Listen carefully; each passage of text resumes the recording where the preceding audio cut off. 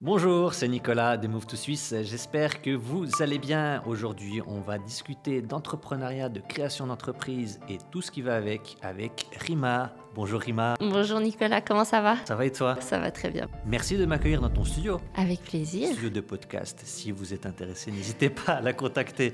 En tout cas, c'est très sympa de venir ici dans ce studio. Donc, comme je le disais, on va parler un petit peu d'entrepreneuriat et tout ce que peuvent faire et les frontaliers et les résidents suisses pour créer des entreprises ici en Suisse. Exactement. Donc, est-ce que tu peux te présenter? Est-ce que tu peux dire ce que tu fais comme métier? Avec plaisir. Super. Alors, moi, ce que je fais, c'est que j'accompagne des entrepreneurs et des entreprises déjà créées, soit pour donc, les futurs entrepreneurs qui veulent créer leur structure. Et une fois que la structure elle est créée, j'interviens sur toute la vie juridique de l'entreprise. Donc, ça va être, par exemple, la rédaction de contrat, la propriété intellectuelle, les rapports qu'il va y avoir entre les associés, les actionnaires. Mon but, c'est aussi de prévenir les potentiels litiges qu'il pourrait y avoir. Donc, je ne fais pas de la représentation devant les tribunaux, j'essaye d'agir en amont pour éviter qu'il y ait des litiges où tout le monde est perdant. D'accord. Est-ce que tu fais aussi tout ce qui est conditions générales, mentions légales sur le site internet? Oui, exactement. Okay, tu fais ça aussi. Tous ces éléments où on va avoir un peu tendance à faire prendre ce qu'on trouve facilement sur internet quand on démarre son activité, puis quand on se professionnalise un peu, quand on commence à avoir de la clientèle, là les clients se rendent compte que c'est important d'avoir des bonnes déclarations de protection des données, des bonnes conditions générales, soit de vente, soit d'utilisation, selon ce qu'ils font. Donc ça c'est quelque chose, c'est moi qui rédige les 15 pages que personne n'a envie de lire sur les sites internet. Oui, c'est moi qui me... Exactement, c'est moi qui me coltine ça. Ouais. Ok, c'est intéressant. Ok, alors on va partir du principe que je ne connais absolument pas comment créer une société en Suisse. Ouais. Qu'on soit... Et oui, ça aussi, on va distinguer aussi, comme je le disais, tout ce qui est travailleurs frontaliers, enfin les personnes qui habitent à la frontière ou pas. Peut-être que c'est possible d'être en fin fond de la France ou peu importe, et puis d'avoir une société en Suisse. Et les personnes qui sont déjà en Suisse et qui veulent créer leur société. Ok. Alors, est-ce que déjà on peut parler au niveau statut? Quels sont les statuts possibles ici en Suisse? Statut d'entreprise. Oui, alors, on a 3 types de sociétés principales qu'on va utiliser en Suisse. On a la raison individuelle. Ça, si tu veux, je peux déjà rentrer un peu dans le vif du sujet de la raison individuelle. Ce sera possible si tu es domicilié en Suisse ou si tu es frontalier. Frontalier, on part du principe que c'est environ 150 km de la douane suisse. Donc, ce statut sera possible si tu es dans la zone limitrophe de la Suisse. Okay. Et puis après, SARL, SA, comme tu disais, ça, tu peux avoir une société en Suisse si tu es domicilié en Suisse et même si tu es au fin fond de la France, comme tu disais, sans aucun souci. Il y a quelques conditions, voilà, on pourra regarder dans les détails. Exactement. Mais effectivement, il y a ces 3 types de sociétés. Donc on a dit quoi? On a dit raison individuelle? Ouais. Entreprise individuelle, c'est la même chose? Oui, en fait, en France, l'équivalent, c'est l'auto-entreprise. D'accord, ok. Donc en Suisse, tu as la raison individuelle, t'as la SARL et la SA. Et ça. J'ai entendu parler de la SNC aussi. Alors, ouais, la SNC, c'est... au minimum 2 indépendants qui vont se mettre ensemble et qui vont travailler ensemble sur un projet commun. L'exemple vraiment classique que je donne toujours, c'est une école de langue. Tu es prof de français, je suis prof, je sais pas, d'espagnol. Et on a chacun nos élèves, mais on a notre école, la Geneva School de langue, je sais pas. Et on sera chacun indépendant, mais on exerce en commun cette activité. Très bien, donc c'est comme si c'était 2 indépendants qui travaillaient ensemble sur un projet commun. Exactement, oui. D'accord, ok. Alors, je vais rebondir sur ce que tu as dit juste tout à l'heure par rapport à la RI, la raison individuelle, statut d'auto-entrepreneur. Donc, on va prendre les 2 cas. Je suis résident suisse, je suis frontalier. On va commencer par le frontalier. Donc, tu as dit qu'il fallait être à un rayon de combien de la Suisse? Environ 150 km. C'est un peu ce que les registres du commerce attendent maintenant. Ok. Ouais, ça se restreint de plus en plus. Mais ça veut dire quoi? Ça veut dire que tu habites en France, donc ton adresse est en France, mais tu peux travailler en Suisse. Comment Exactement. ça se passe? Alors, la seule exigence que les registres du commerce ont pour que tu aies une activité d'indépendant en Suisse, c'est que tu dois avoir un espace où tu peux exercer ton activité. Tu n'as pas besoin de toi être domicilié en Suisse, mais tu dois avoir un local où tu vas pouvoir exercer ton activité. Que tu loues d'ailleurs. que tu loues, si tu es propriétaire, mais que tu loues, je pense, ça peut pas être une domiciliation, donc pas un CO, tu sais, voilà, ça peut pas être ça. Ça peut pas être chez ton fiduciaire. D'accord. Ça aussi, maintenant, ils savent très bien que si c'est une adresse de fiduciaire, ils vont dire impossible.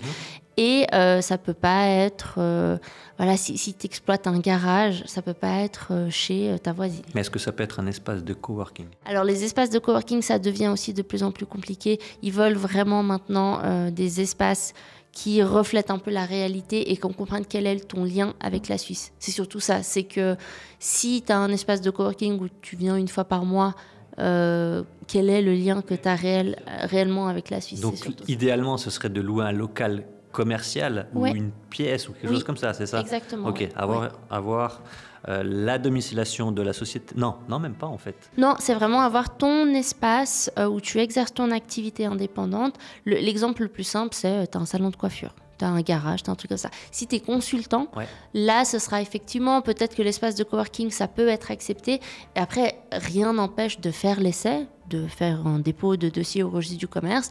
S'ils refusent, tu sais que probablement, il te faudra un bureau fixe dans un espace avec des bureaux fermés qui sont ton espace à toi. Ok, je comprends, mais il y a quelque chose que je ne comprends pas du coup, c'est pourquoi tu domicilies pas la société dans ce local-là du coup? Dans quel local? Dans le local que tu loues. Ah, mais si tu... Alors, vu que tu n'as pas une société, tu as une raison individuelle, tu n'as pas de société à proprement parler, c'est toi en tant qu'indépendant qui exerce ton activité dans un espace. Donc, on disait que si tu es dans un espace de coworking, selon ce que tu fais, ça ne sera pas accepté. Mais si tu as un espace à disposition, bien sûr que tu te domicilies la raison individuelle là où tu es en train d'exercer ton activité. Même si tu es frontalier, du coup. Même si tu es frontalier. Okay. Parce que j'allais dire, quand tu es résident, tu peux louer ton local, tu domicilies là ton activité et ta société, on est d'accord? Ou alors même l'indépendant en Suisse peut avoir son adresse privée. Mais en fait, comment ça fonctionne là, je suis un peu... tu m'as perdu. Vas-y, explique-moi un peu plus. On reprend. Tu es indépendant, tu habites à Ferney. Ok. Ferney, pour ceux qui ne connaissent pas, c'est Genève. Vers Genève. Exactement. À Ferney-Voltaire. Ferney-Voltaire, c'est en France. Ferney-Voltaire, c'est en France. Donc, tu es français, tu habites à Ferney-Voltaire. D'accord. Ok. Et tu exerces en tant que, je reprends mon exemple, en tant que coiffeur. Ok. Tu cherches un local à Genève, tu trouves un local, tu peux créer ta raison individuelle, ton auto-entreprise, à Genève en disant « Moi, je suis domicilié en France, mais j'exerce mon activité à Genève, donc j'ai cette adresse qui est à la rue des Bains à Genève et mon salon de coiffure est là. » Ça, c'est l'option classique, facile.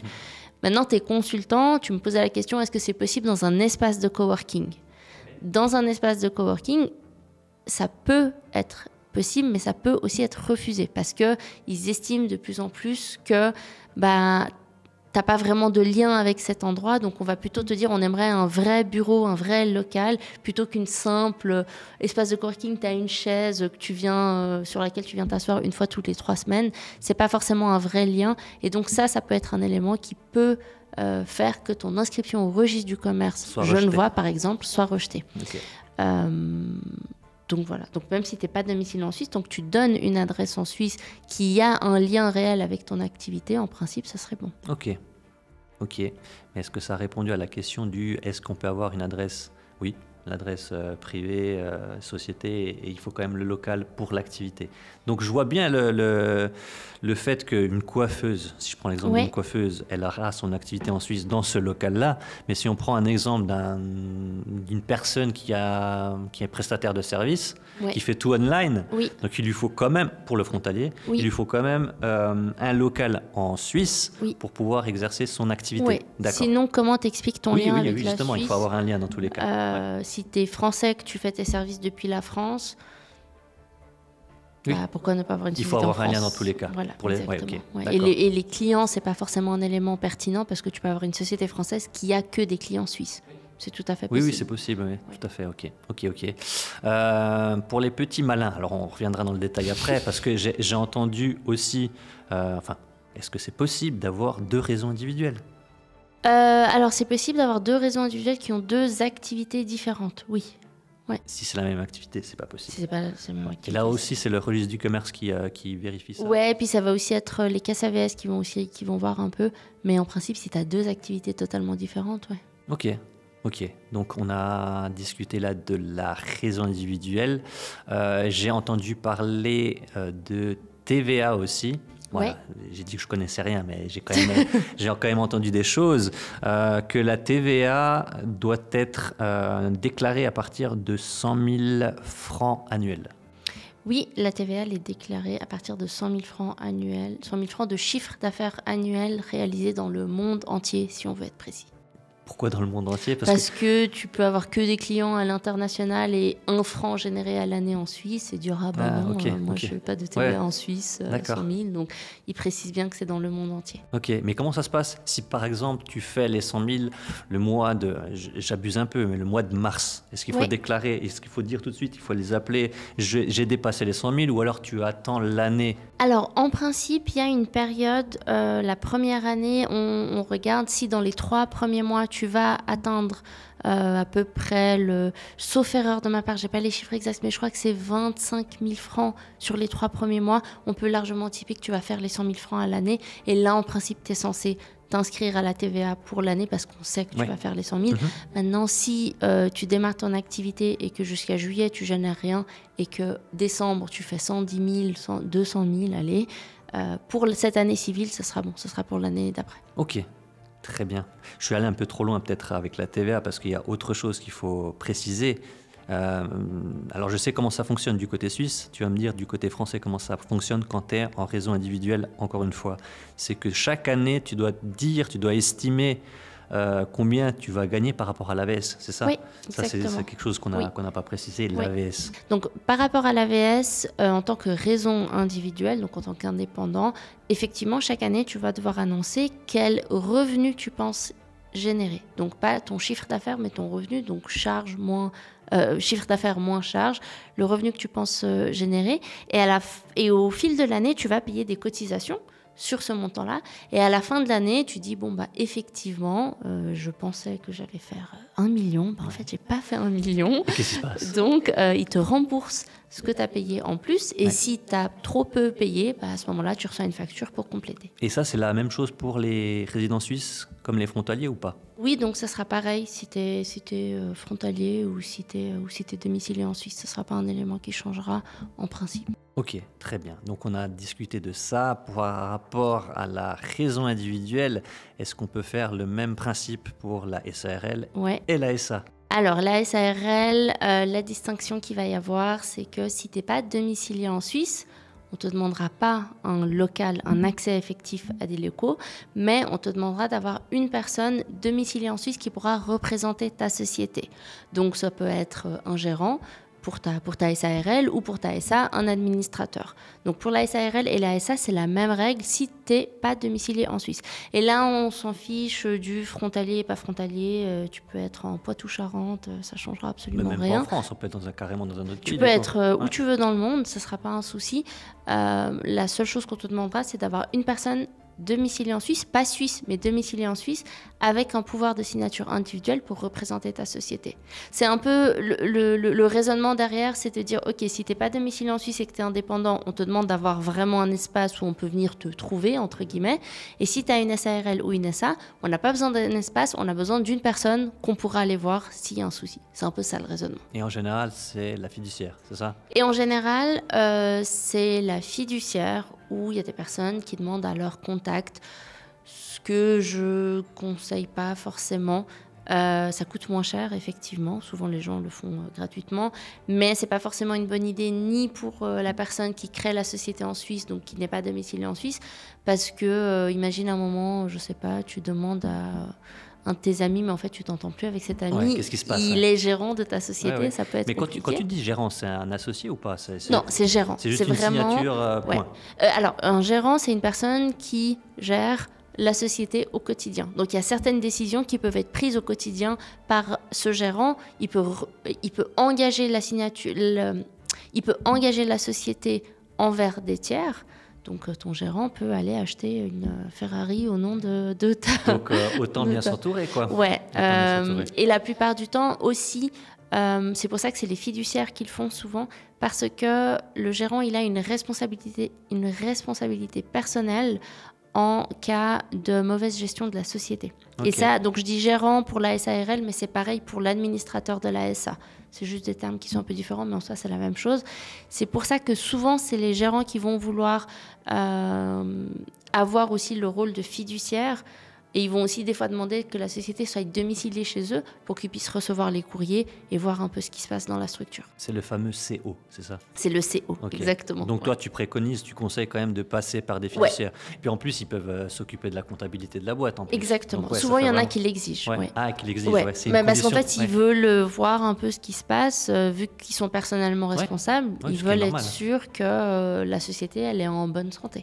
Ce qui est normal aussi, oui. Ouais. Ok. Et donc ça, c'est si tu n'es pas domicilié en Suisse. Si tu es domicilié en Suisse, tu n'as pas besoin d'avoir la nationalité suisse pour pouvoir créer une société en Suisse. Ça, ce sera vraiment juste toi. Tu seras associé gérant signature individuelle de ta SARL. Ouais, mais il faut quand même avoir un permis B au minimum.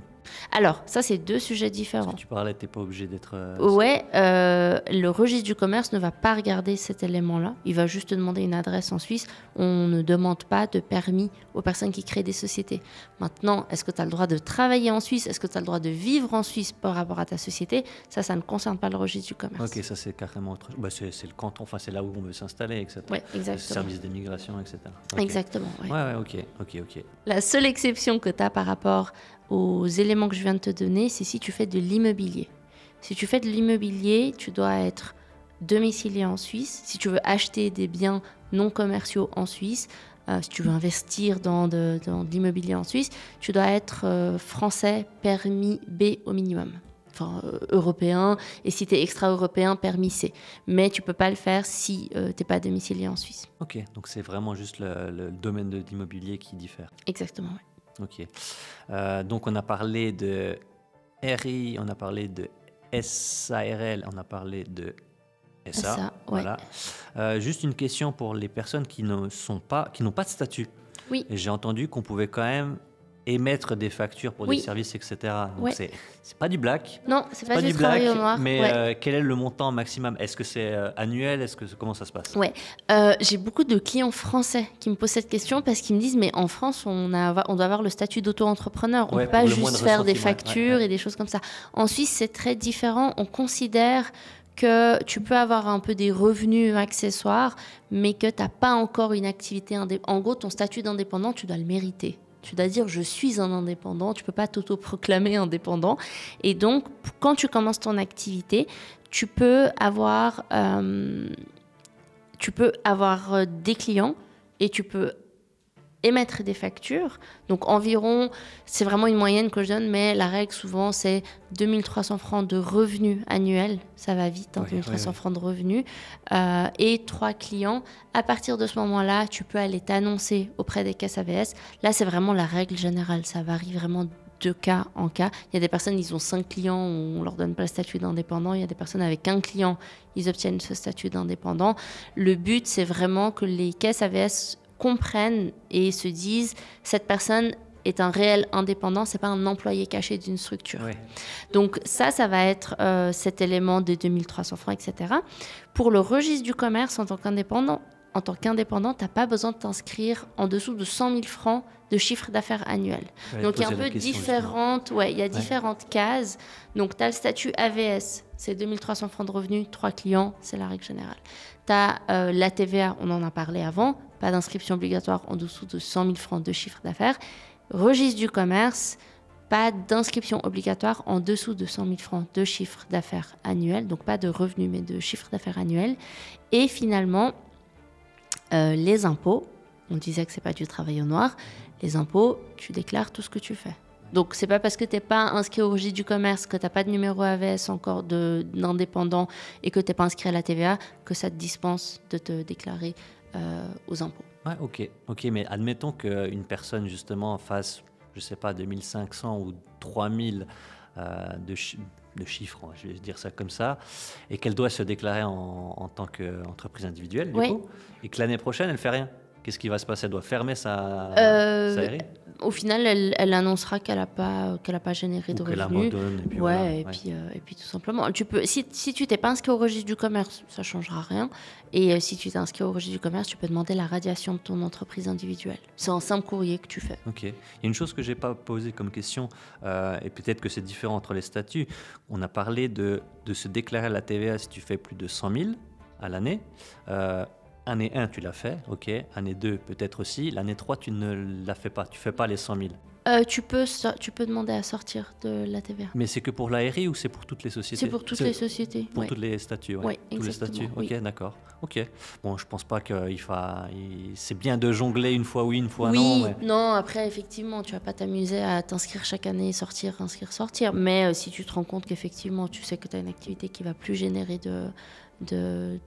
au-dessus de 100 000 francs, tu peux sortir de la TVA. Ouais. Ok. Et concernant tout ce qui est réseau individuel et SARL, c'est souvent qu'on se pose la question, quel est le meilleur statut quand on se lance? Oui, c'est vrai qu'on n'en a pas, j'ai pas fait la distinction au départ de pourquoi la SARL, pourquoi la raison individuelle, pourquoi la SA. Quels sont les avantages? Exactement. Alors, la raison individuelle, l'avantage principal, c'est que c'est facile. Tu commences facilement, tu n'as pas besoin de mettre d'argent pour commencer avec ta raison individuelle. En Suisse, comme j'ai dit avant, tu prends ta chaise, tu prends ton bureau, ton ordi et tu commences et tu envoies des factures. Et tu peux le faire tout seul, c'est vraiment très très simple. Donc ça, c'est vraiment l'avantage de la raison individuelle. Le désavantage de la raison individuelle, tu en as deux principaux. Le premier, c'est que tu es personnellement responsable de toutes les dettes de ton entreprise. Et le deuxième, c'est qu'au niveau des impôts, c'est exponentiel. Plus tu fais de l'argent, plus tu es imposé. Donc c'est bien pour démarrer, mais au bout d'un moment, quand ton activité elle se développe, la raison individuelle, ça sera plus intéressant. Et le troisième, c'est pas un défaut, mais je dirais que selon ton domaine d'activité, il peut y avoir, c'est un élément subjectif, mais dans le monde des affaires, ça a une importance. C'est le manque de crédibilité un peu que tu pourrais avoir, parce qu'on te perçoit vraiment comme une petite structure, alors que la SARL et la SA en Suisse, c'est quand même quelque chose qui est un peu plus valorisé, je dirais, mais ça c'est vraiment subjectif et ça dépend ce que tu fais. Okay. La SARL, quand tu commences, ça n'a peut-être pas forcément d'avantage tout de suite parce que ça a quand même des coûts pour commencer pour mettre en place ta raison individuelle. Tu as tes frais de notaire, tu as les 20 000 francs que tu dois mettre. Tu vas la plupart du temps, moi je vais quand même fortement conseiller avoir un fiduciaire qui va pouvoir t'accompagner. Donc, il y a quand même pas mal de frais pour commencer. Moi, je conseillerais plutôt, tu commences en raison individuelle, tu regardes un peu si ça prend, si ça prend pas, tu testes le marché. Et dès que tu commences un peu à générer pas mal de revenus, là, tu peux partir en SARL. Un cas où je conseillerais de tout de suite commencer avec la SARL, c'est si tu sais que ton activité... tu vas devoir avoir des coûts d'investissement qui sont assez importants. Dans le matériel ou quelque chose. Exactement. L'autre jour, j'ai une cliente qui m'a appelée et en fait, elle lance une gamme de vêtements, de sport, etc. Et elle disait qu'elle allait dépenser plus de 30 000 francs pour ses premiers prototypes. Je disais, mais dans ce cas-là, en fait, on fait d'une pierre deux coups.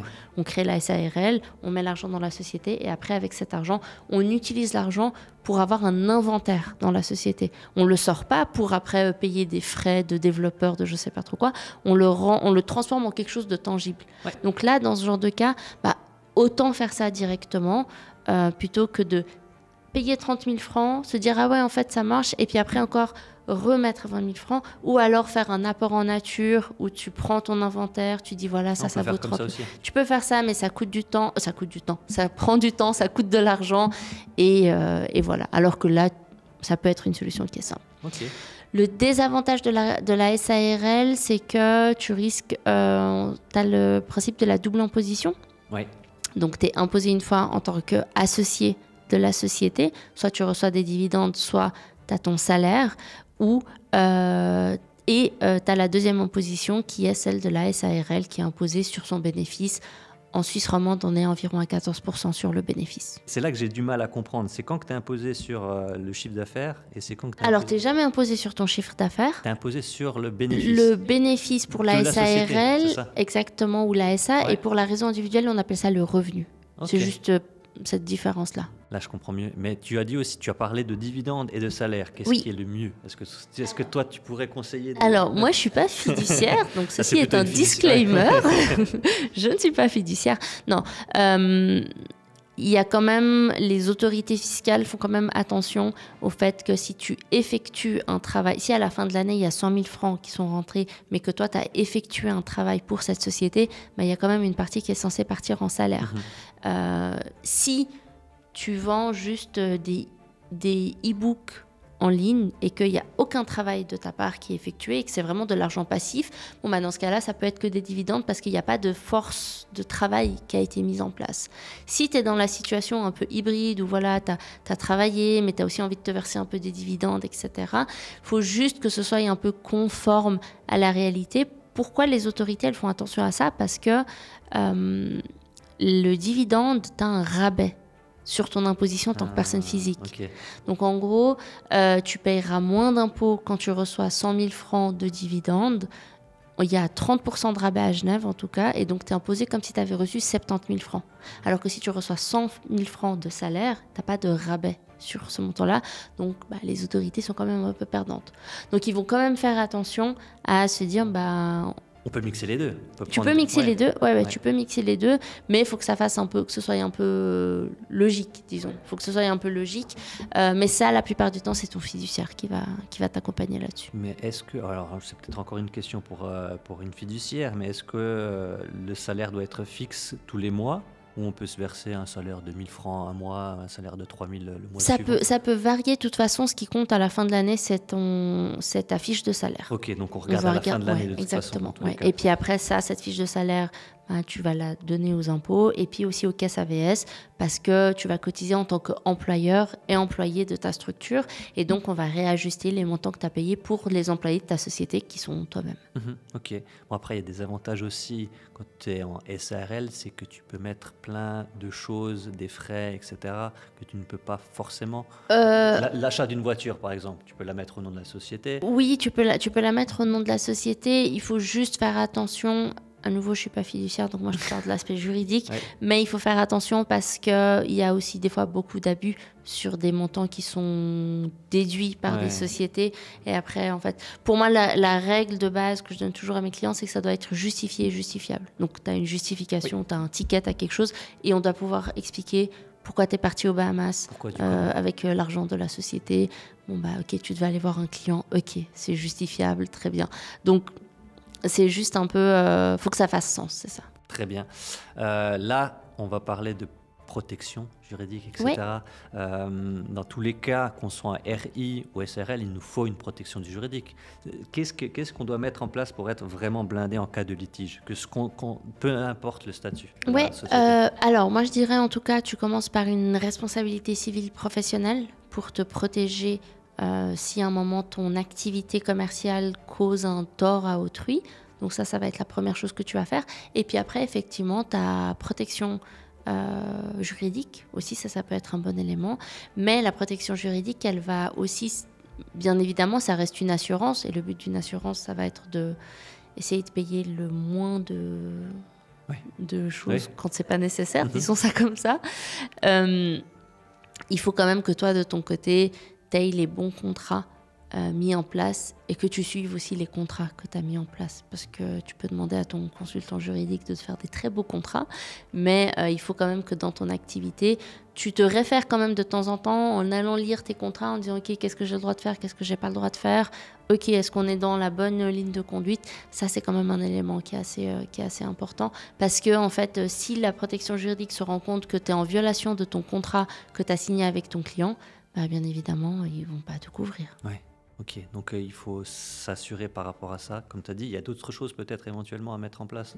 Non, c'est à peu près tout. Honnêtement, si tu as juste une bonne assurance, que tes relations avec tes différents partenaires, clients, employés, etc., soient cadrées par des bons contrats qui fassent sens et auxquels tu te réfères quand même de temps en temps pour t'assurer que tu es toujours dans la bonne direction, en principe, il ne devrait pas y avoir trop de soucis, quoi. Ok, très bien. Et donc, tu as créé ta société, tu veux éventuellement créer un site internet, donc tu as un nom de domaine, même par rapport à ta société, enfin ça dépend du domaine d'activité et puis du produit que tu vends. Est-ce qu'il faut protéger sa marque? Oui, il faut protéger sa marque, toujours.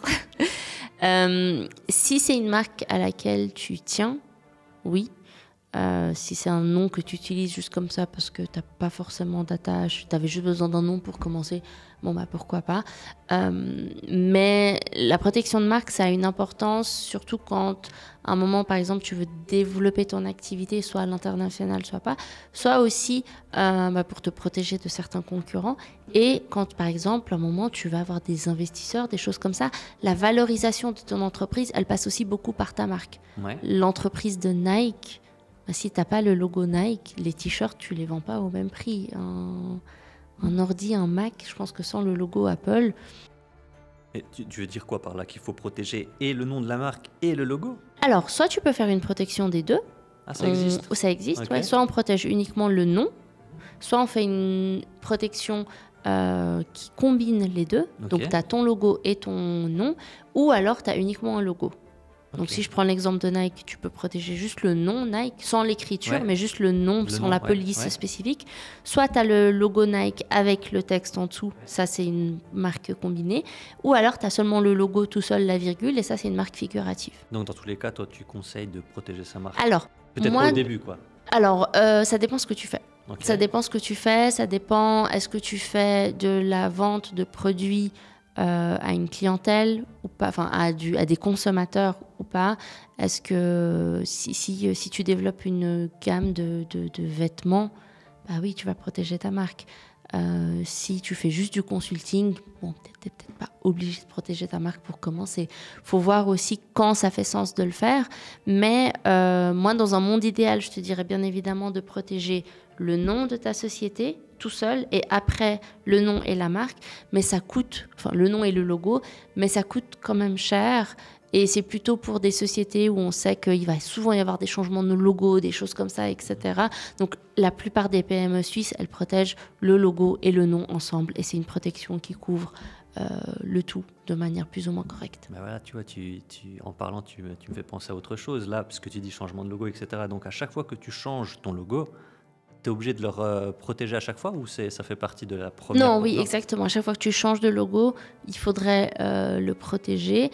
Si tu as protégé le nom, ça ne change pas. Mais à chaque fois que tu as un nouveau logo, bah là, effectivement, il faut effectuer un dépôt.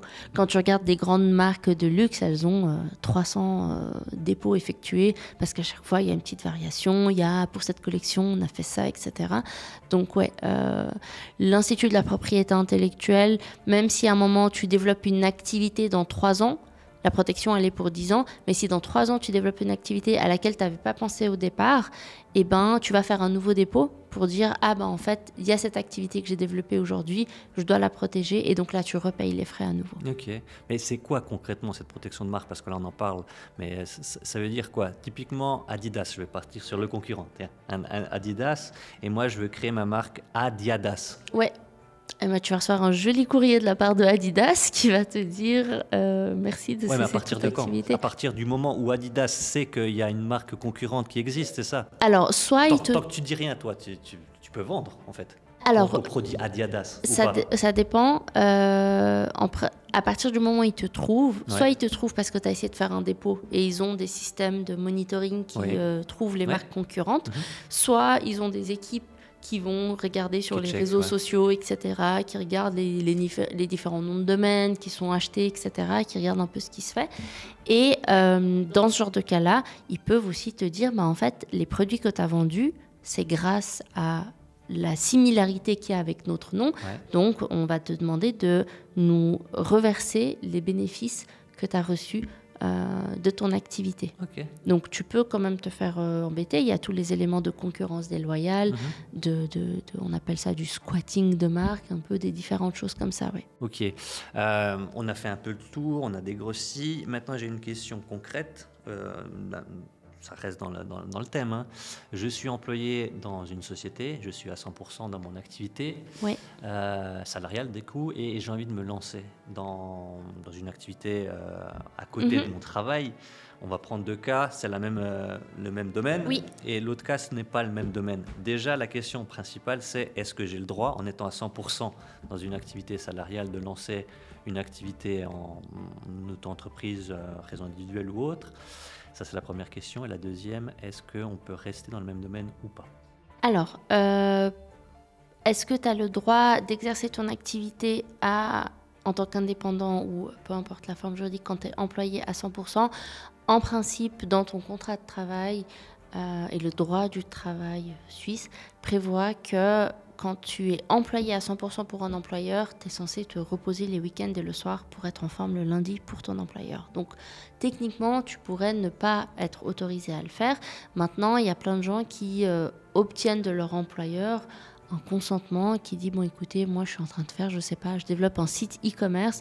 En soi, ça ne me prend pas trop d'énergie. C'est juste quelque chose que je fais le week-end, etc. C'est un complément de revenu. La plupart du temps, c'est OK. Mais ce qu'il faut savoir, c'est que c'est surtout en lien avec ton employeur. Ça concerne ta relation de travail avec ton employeur. Donc, il faut le prévenir, en fait. En fait, soit il y a des clients qui décident de ne pas prévenir leur employeur et de dire non, mais bon, il découvrira pas, et puis voilà. Il y a des gens qui décident de prévenir, et des fois, soit ça passe, soit ça casse, mais c'est le risque que tu es prêt à prendre en lien avec ton employeur. Ouais. C'est juste ça. C'est ta relation de travail. Est-ce que... Oui, parce que si l'employeur découvre que tu ne lui as pas dit que tu as lancé quelque chose, voilà. il peut te licencier, et puis voilà. Donc, ça, c'est le premier élément. Quand tu es à 100%, en principe, tu peux pas faire tu plus. dois demander l'autorisation. Si tu es à temps partiel, en principe pas. Maintenant, il faut regarder dans ton contrat de travail parce que des fois, il y a certains employeurs qui disent que tu dois demander l'autorisation de ton employeur avant d'avoir un autre job à temps partiel. Donc, logiquement, tu n'es pas censé faire plus de 100%. Exactement. Ok. Exactement. Ça, c'était la première question. Et la deuxième, c'était... Et la deuxième question, alors, si tu as une activité qui n'est pas concurrente à celle de ton employeur, il n'y a pas de souci à ce niveau-là. Si c'est une activité qui est concurrente à celle de ton employeur, ce n'est pas possible. Quand tu travailles pour un employeur, pendant la durée de ton travail, tu as un devoir de loyauté et de diligence envers ton employeur, donc tu ne vas pas le concurrencer sur son marché. Et quand tu finis de travailler pour lui, dans certains contrats, tu vas avoir des clauses de non-concurrence qui vont t'empêcher justement d'exercer pendant une période durée sur une zone géographique donnée. La plupart du temps, c'est maximum 3 ans sur un canton. Sauf si, si tu es médecin, par exemple, ton ancien employeur ne peut pas t'empêcher d'être médecin. Si je reprends l'exemple de la coiffeuse, ton ancien employeur ne peut pas t'empêcher d'exercer comme coiffeur ailleurs. Mais dans un autre canton. Mais même à Genève, si moi je suis domiciliée à Genève et que je suis coiffeuse, on ne peut pas m'empêcher, parce que je ne travaille plus pour mon employeur, d'exercer comme coiffeuse. Cette obligation de non-concurrence, elle ne doit pas mettre l'employé dans une situation de difficulté financière. D'accord. Donc, ça va être... tu ne peux pas développer le même... Si tu vas dans une start-up, tu ne peux pas développer le même concept que la start-up, mais tu vas pouvoir être... développeur web pour une autre start-up, qui est peut-être pas concurrente, mais voilà, il y a un peu de différents éléments qu'on peut délimiter. Juste une question par rapport à ta clientèle à toi. Est-ce que tu as plus de clients suisses ou de clients français? J'imagine qu'il y a beaucoup d'entrepreneurs français qui aimeraient venir installer leur société en Suisse. Alors est-ce que c'est plus avantageux? Alors, moi j'ai de plus en plus de clients français qui ont des sociétés en France qui sont déjà bien établies, qui font un beau chiffre d'affaires et un beau bénéfice chaque année. Et puis en fait, ils m'appellent et ils me disent j'en peux juste plus en fait. Je n'en peux plus de l'imposition. J'ai l'impression d'avoir un associé qui me prend 50% mais qui me sert à rien, qui est l'État. Donc juste faites quelque chose. En Suisse, l'imposition, elle est sur le bénéfice et comme je disais avant, elle est à 14% en Suisse romande sur environ, le bénéfice environ. C'est plus facile d'engager et de licencier des gens. Au niveau des cotisations sociales, c'est aussi plus bas. Donc, en fait, il y a aussi une volonté, je pense, du législateur suisse de faciliter l'économie et faire en sorte qu'on peut engager, licencier, tester avec différentes personnes. Alors que moi, le retour que j'ai de ces entreprises françaises, c'est qu'ils me disent, même pour engager, en fait, on a peur parce qu'on ne peut pas après licencier les gens. Donc, ça freine plein de choses. Et effectivement, un des éléments principaux, c'est l'imposition qu'il y a en France. Ça devient quand même, de ce que j'entends de ces entrepreneurs qui me disent que ça devient vraiment de plus en plus compliqué. Moi, c'est pareil, on me contacte beaucoup pour ça et puis pour d'autres choses.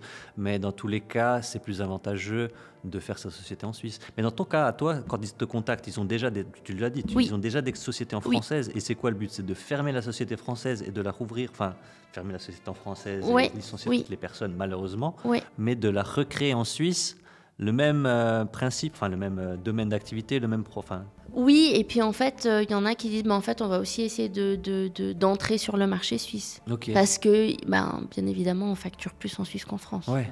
Donc il y a quand même l'attrait de la Suisse sur un travail de qualité. Il peut être... Et puis la scène internationale est meilleure en Suisse aussi.